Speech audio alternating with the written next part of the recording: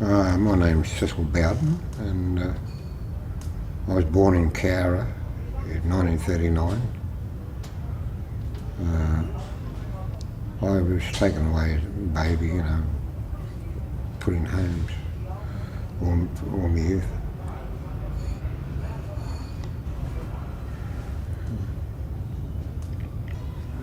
My father was he was a drover, but my mother died in, I think it was about 1941, and the Aboriginal Welfare Board stormed in and took all 10 of us.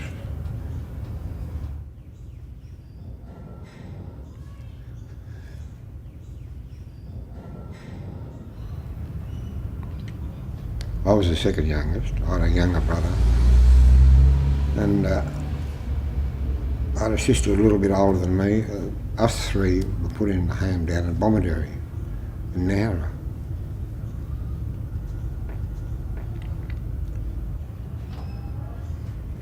I can remember going into hospital, in the Berry Hospital there, and while I was in that home, and the treatment in Berry Hospital was, they spoiled me. Being used to what they'd done to us in the homes and all that. I didn't want to go back. And I can remember crying when I went back, when they took me back to the home, and the boys, the other kids thought I was crying because I was happy to be at home again. How wrong they were. My father fought in 2 world wars. It was during the Second World War while I was overseas. They took us. I can remember him coming down the Bomaderry home.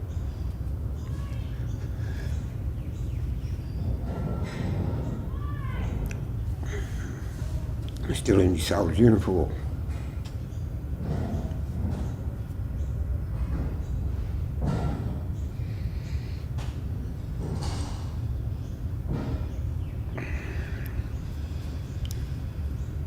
And he wanted to take us home, they wouldn't let him.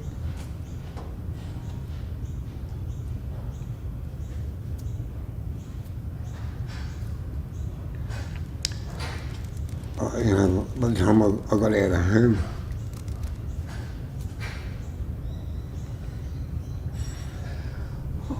I'd forgotten all about him.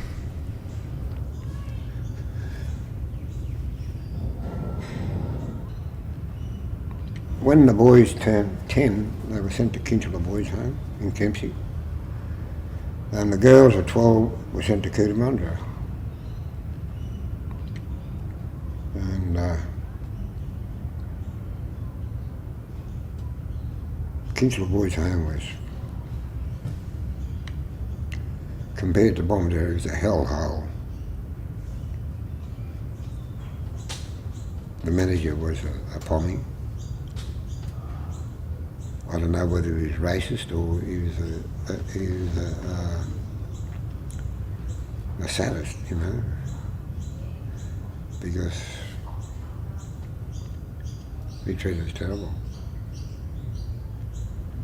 In the morning when you got up 4 or 5 o'clock in the morning, you had to go over the back of the dairy, and the grass would be about that long, frost all over. They refused to give you shoes or long pair of strides, You were in shorts and no shoes. And there'd be a crack in the top of your feet from the frostbite and everything like that. You get cracks about, a quarter-inch wide, seeping with pus. They still wouldn't give you shoes. They had this thing about when a boy got into stride, they'd line all 70 of us up, and the boy had to walk the line. And every kid had to punch that kid hard enough to satisfy those people. Because if they didn't, they were threatened. They would go down the line after him. And by the end of the line, by the time we got to the end of the line, you're bruised and bleeding all over. And when I was in Kinsler, someone, like, they built a new laundry, and the laundry, the floor was laid in concrete, all smoothed out, you know. Someone put their footprint in the concrete. And when the manager saw it, he went crazy.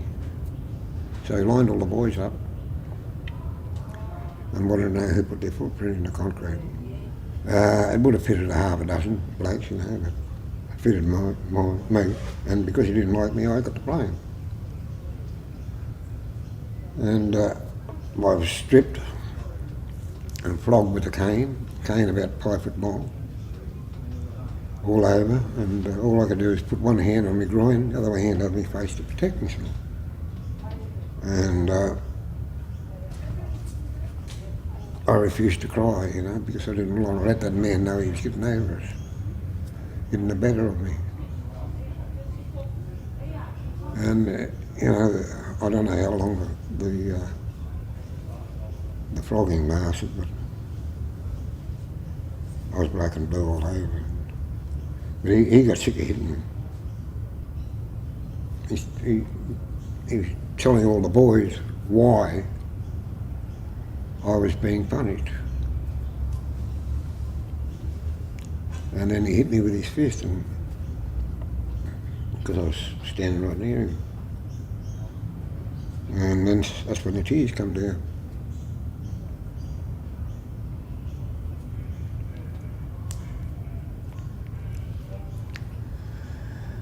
And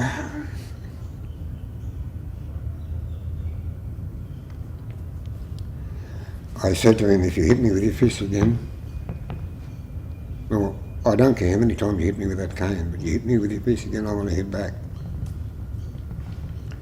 And at that time, I was one of the best fighters in the boys' home. I was punished again, hit with a cane again after that. And, you know, I had to walk down the line, and every one of those boys had to punch me.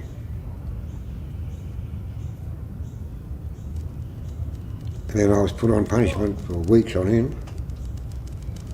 Like every before I went to school, and in the afternoon when I got home, I had to work in the vegetable garden, you know, and I wasn't allowed out in the playground with all the other boys.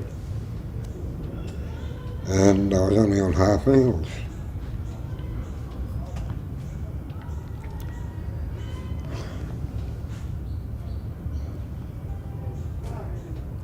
I was up in the vegetable garden, and one of the boys was sent up to tell me that I was off all punishment.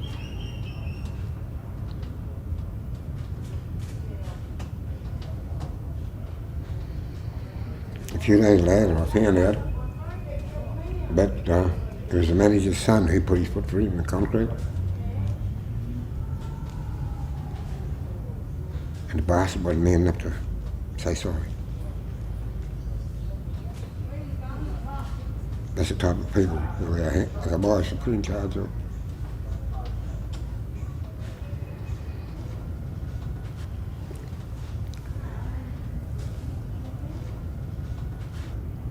When I got out of Kinsler, I come down to Sydney here to do an apprenticeship in plumbing. And I was staying over at Tranby Hostel over at Glebe. And nearly every day I was over here at Redfern because of this, all the Aborigines were, you know. They're the only people I felt comfortable with. When I did get out of the home, I thought I had one brother and one sister because we were in Bombay together. See? I didn't know about the older ones. And that TNT building is here now. across this side of the road. I was waiting for a cab and a bloke walked up and he said, "You Cecil Bowden?" I said, "Yeah." He said, "I'm your brother George." Didn't know George existed. And I was in the pub, there was a pub there on the corner. I was in there having a beer one morning, going to work. And bloke walked, he Cecil Bowden, "Yeah, I'm your brother around here." I didn't know I had a brother around here, you know. And the little bloke here in Redford, he said, "Hey, you want to get to counter and see your old man?" I said, "What are you talking about?"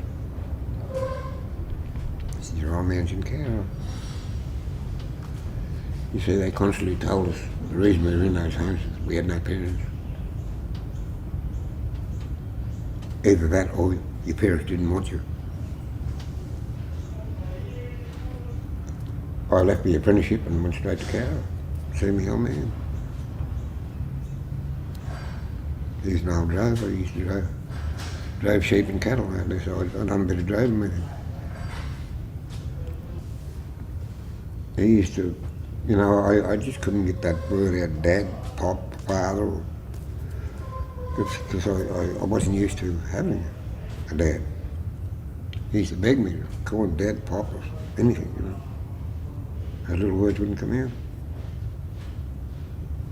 I couldn't say it.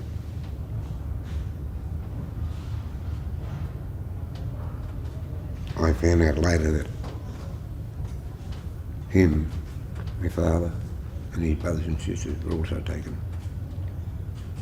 So it's generation after generation. It's not a stolen generation, it's generation after generation.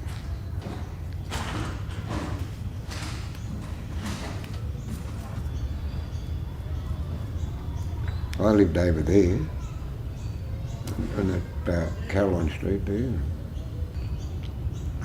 My daughter come in crying. I said, "What's wrong with you?" Well, the boyfriend just stormed in after her, you know. Like they were going together for a long while. They had 2 kids. And he was going to bash her, you know. I just got out of hospital. I saw him arm up with a chainsaw. And at work, I'd only been out of hospital for a couple of days. And when this bloke came in, I said to him, "You better get out of the house." He just refused. He's a big fella. And I said, if you don't get out of the house, I'll kill you." He just ignored me. So I went upstairs and I had a .22 rifle. And I showed him, I made sure he saw me put a bullet in the chamber. I wanted to frighten him, you know, to get out of the house. And just ignored me. I said, "If you're not out of the house by the time I count 3, I'll kill you." He just rushed me, so I shot him. I went up to the police station and told them what I'd done. Well, they reckon there's 14,000 police down here within seconds. And I was charged with murder.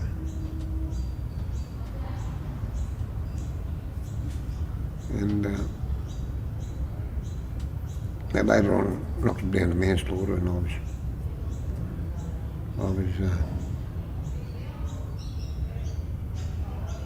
got an 8-year sentence, you know. Now, there were 2 Aborigines. They were drunks, alcoholics. They were stealing beer from a hotel over at St. Peter's.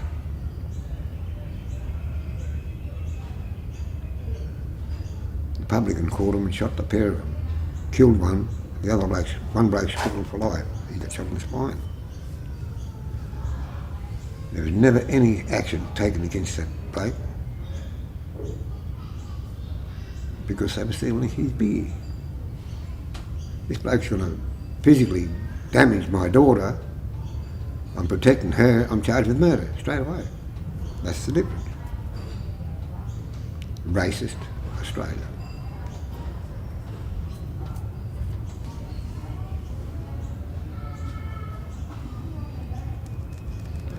That's not what he said it really is.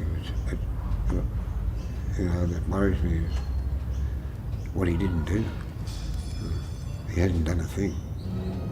No good saying sorry if you don't do anything about it. And Rudd hasn't done a thing.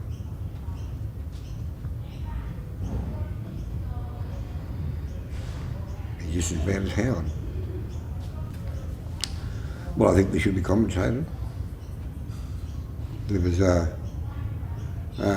back in the 60s, I think it was, or late 50s, early 60s, they had all these illegal immigrants locked in these camps out of Fairfield.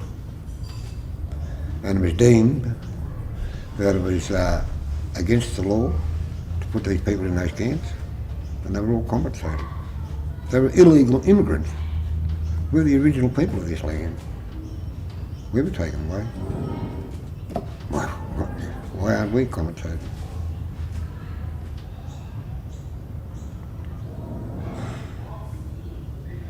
We were constantly told that we weren't Aborigines in the home. When we got out, never marry an Aboriginal.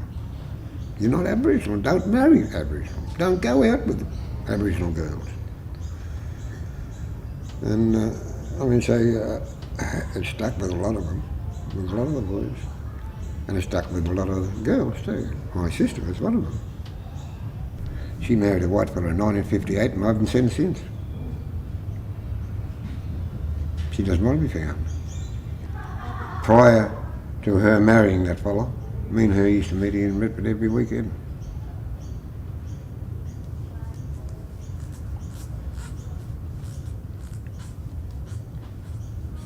She'd come and watch him play football and cricket. And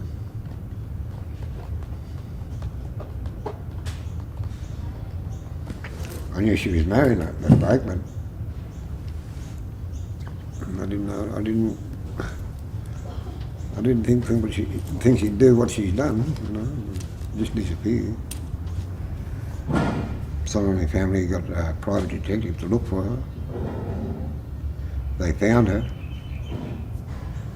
And the message came back with the people who were investigating is that she didn't want any of her kids to know they were Aboriginal. That's the reason why. That is the fault of the government. They brainwashed a lot of kids. It was to breed the Aboriginal out of us. And that's genocide.